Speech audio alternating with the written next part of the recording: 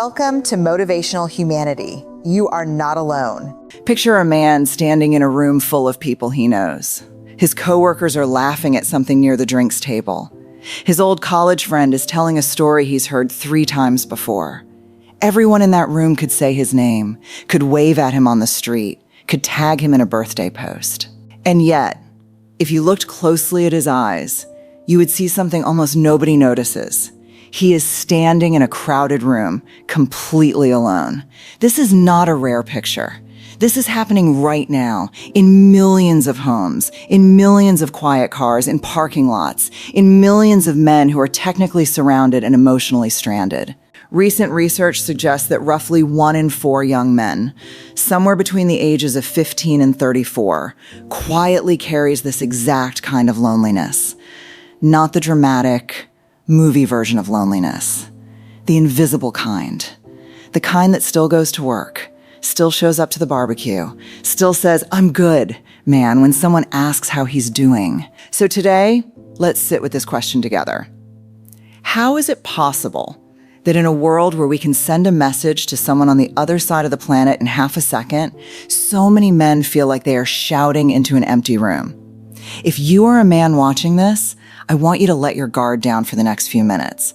You might see pieces of your own story here. And if you are not a man, I want you to think of someone you love.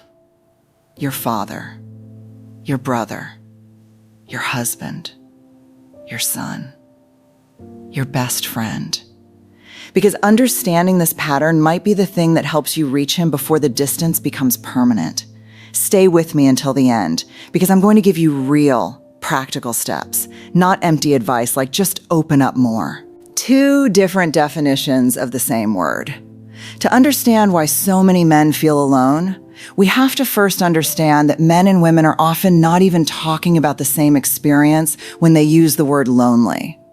Psychological research on loneliness has repeatedly found a striking pattern. When women describe loneliness, they usually describe the absence of one specific bond.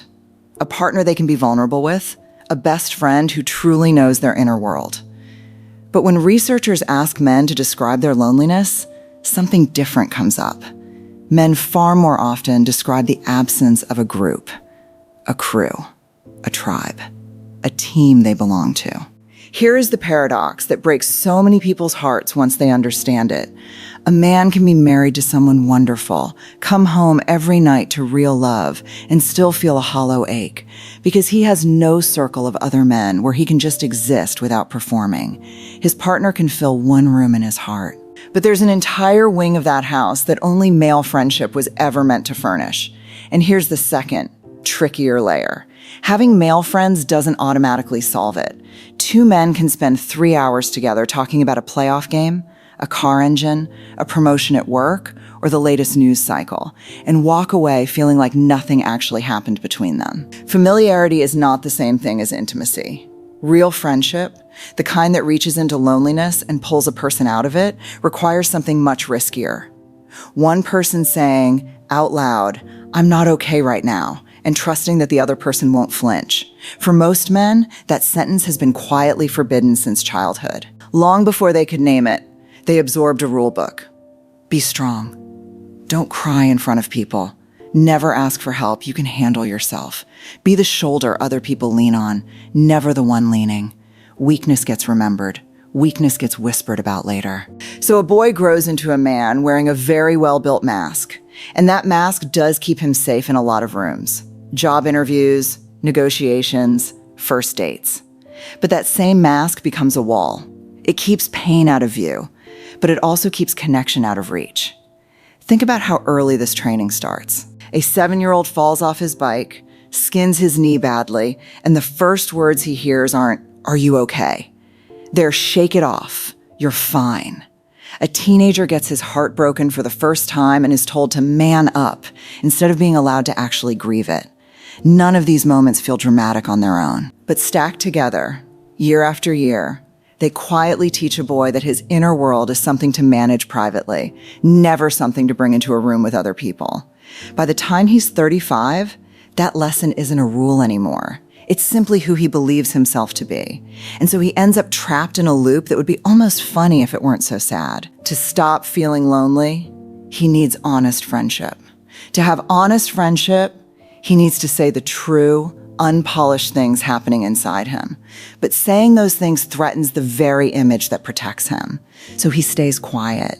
He can have 200 contacts in his phone and still not have one single person he'd call at 2 a.m, the two invisible walls. If male loneliness were a choice, it would be simple to fix. It isn't. It is the output of patterns built over decades. Patterns most men never consciously decided on. Let's name the two biggest ones. Passive friendship. Think back to school. Friendship at that age barely required effort because the structure did the work for you. Same classroom, same lunch hour, same team practice, 5 days a week. You didn't have to plan connection. Connection was simply the water you swam in. Then adulthood arrives, and that scaffolding disappears overnight. There's no single dramatic breakup with a friend. It's quieter than that. The group chat replies get shorter. Someone moves cities for a job. Someone gets married and disappears into a new routine. Someone starts working nights. A man looks at his phone one evening, scrolls through dozens of names, and realizes he genuinely does not know who he'd call if his world fell apart tonight. Not because those people stopped caring, but because nobody was actively tending the connection and untended things quietly wither. Wall 2. A different wiring for connection. Behavioral researchers have noticed something fascinating about how men and women tend to bond. Many women describe deep comfort in face-to-face conversation. Sitting across a table, holding eye contact, letting a 2-hour coffee turn into real vulnerability. That direct eye contact is even linked to a release of oxytocin, the hormone tied to bonding and trust. But for a lot of men, being placed across a table with nothing to do but hold eye contact and talk about feelings doesn't feel intimate. It feels like an interrogation. There's a reason so many men say their most honest conversations happen in a garage, in a fishing boat, on a hiking trail, or in a car during a long drive. When two people are shoulder to shoulder instead of face to face, focused on a shared task instead of on each other's expressions, the pressure disappears. The truth tends to slip out sideways, almost by accident, while both people are looking somewhere else. The tragedy of modern life is that we have slowly deleted almost all of the side-by-side spaces men used to lean on. Fewer people fix cars together. Fewer people play in weekly rec leagues. Everything has moved into a text thread, a thumbs up emoji. And the exact environment that made honesty possible for men is quietly disappearing when the wound meets the screen. There's a brutal, unspoken rule running underneath a lot of men's self-worth. The belief that their value is measured almost entirely by what they produce, what they earn, and how secure their footing looks from the outside. So when a man loses a job, falls behind financially, or simply watches friends his age seem to be doing better, something in him doesn't just feel sad. It feels disqualified. That shame doesn't announce itself loudly. It shows up as silence. He stops answering the group chat.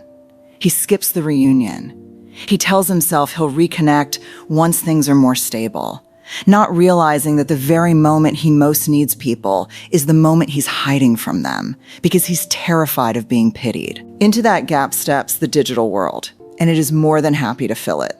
Video games offer instant achievement and belonging without any of the risk of being truly known.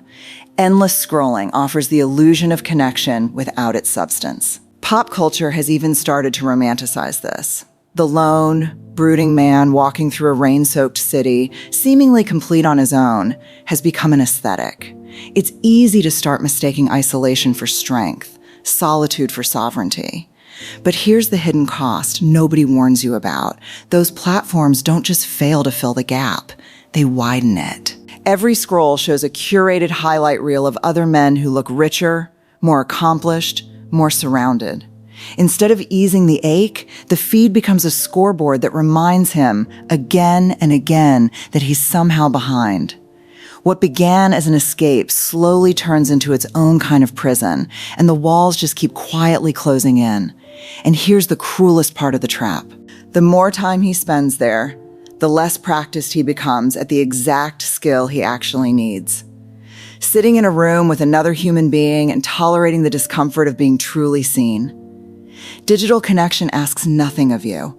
It doesn't require you to show up on a rainy Tuesday or sit with an awkward silence or risk someone saying no. Real connection asks for all of that. So the muscle for real intimacy quietly atrophies, session by session, while the illusion of being connected gets louder and louder. If any part of this is landing on you right now, take a breath. This isn't a diagnosis, it's a map. And a map means there's a way out. Before we get to that, if this is resonating, drop a single word in the comments. Seen. I read every one, and I promise you, you are not the only person typing it tonight. Forget, just be more open. That advice has never actually helped anyone. Here are 5 specific, doable steps. Talk shoulder to shoulder, not face to face. Stop inviting people to catch up and talk. Invite them to do something. A pickup basketball game, assembling furniture, a long walk with the dog, watching the game with the volume too loud to force conversation. When 2 people are focused on a shared task, the truth has room to surface naturally without anyone having to force it out. Build a third place. Psychologists call it the mere exposure effect. We bond with whoever we simply see often enough, without even trying. School gave you that automatically. Adulthood doesn't. So build your own version. The same Saturday morning run club, the same Thursday gym class, the same neighborhood coffee shop at the same hour every week. You don't need to perform friendliness on day 1. Just keep showing up. Familiarity does the quiet work for you. Become the one who initiates. So many men are lying on their own couch on a Friday night, assuming everyone else has somewhere to be, while 3 of their friends are doing the exact same thing, in the exact same silence. Waiting to be invited is a trap built on a false assumption. Send the text first. Free tonight? Come over. I've got extra takeout. Expect some no's. That's not rejection. That's just other people's schedules. Initiating, even imperfectly, is how you take your life out of the waiting room. Practice small, low-stakes honesty. You don't need a tearful confession to build real intimacy. You need small cracks in the armor. Instead of, I'm fine, try honestly, this week wrecked me. Instead of pretending to know something, try, I actually have no idea how this works. Can you walk me through it? Every small, honest admission is a quiet signal that says, I trust you with an unfinished version of me. And that signal is contagious. The other person almost always lowers their own guard in return. Separate friendship from financial status. So many men delay reconnecting until they have their finances sorted, as if love and loyalty had a price of admission. Real friends aren't loyal to your bank balance. They're loyal to your character, your humor, your steadiness. The bravest, most connecting sentence you can say might be, I'm a little tight this month. Want to just grab a coffee and walk instead? That single sentence filters out anyone who is only ever there for convenience, and it draws closer the people who are actually there for you. Here's what I want you to sit with. Almost none of this happened because a man chose it. It happened because he was handed an unspoken rule book decades before he ever had the language to question it, and he simply followed the only map he was given. But a rule book that was handed to you is not a life sentence. Strength was never about carrying everything alone in total silence. Real strength is quieter and braver than that. It's having the courage to say, I need people too, even when your whole upbringing told you not to. You don't need to rebuild your entire social world today. You need one text message, one invitation, one small, honest sentence to someone you trust. That's how the wall starts to come down. Not all at once, but one brick at a time. If this video helped you understand yourself or helped you see the man in your life a little more clearly, tell me in the comments. Tell me his name or tell me your own story. Because every story you share is what makes this a real community and not just a channel. And if you needed to hear tonight that you deserve real connection, not just contact, then let today be the day you say it back to yourself. I am reclaiming my peace. Don't forget to subscribe so we can keep exploring the psychology of the human heart together, one honest conversation at a time.